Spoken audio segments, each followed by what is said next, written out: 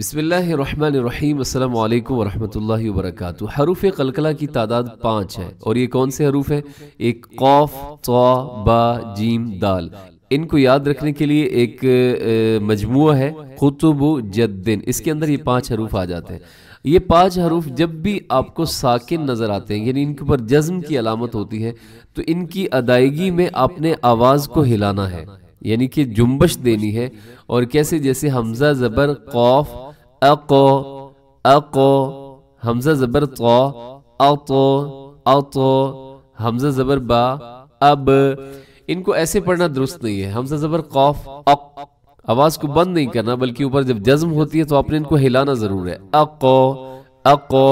इसी तरह इसकी मिसाल देखिएगा, कौफ की मिसाल पहले देखिएगा सूरह फलक, कुल अऊज़ु बिरब्बिल फलक, फलक। यहाँ कौफ साकिन हो जाता है क्योंकि वैसे तो कौफ के नीचे जेर है लेकिन वक़फ़ की वजह से साकिन होता है, उसके ऊपर जज्म की अलामत आती है तो कौफ को हम हिलाते हैं। इसे ऐसे पढ़ना दुरुस्त नहीं है। कुल अऊज़ु बिरब्बिल फलक, ये सही नहीं बल्कि फलक।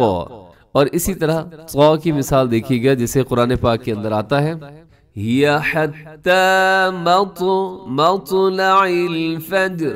और बा की मिसाल देखिए, बा जब साकिन होता है सूरतुल लहब, मा अग़ना अन्हु मालुहु वमा कसब, कसब।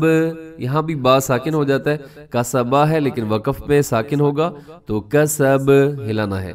और जीम की मिसाल सूरतुल फज्र, वल फज्र वल फज्र। यहाँ भी जीम को अपने इसकी आवाज को डबल करना है। और फिर दाल की मिसाल देखिएगा जैसे कुल हुवल्लाहु अहद, इसे अहद पढ़ना दुरुस्त नहीं है, अहद। अल्लाहु समद, लम यलिद वलम यूलद वलम यकुल लहू कुफुवन अहद। तो ये 5 हरूफ है, इनको हरूफ कलकला कहा जाता है। अस्सलामु अलैकुम वरहमतुल्लाहि वबरकातुहू।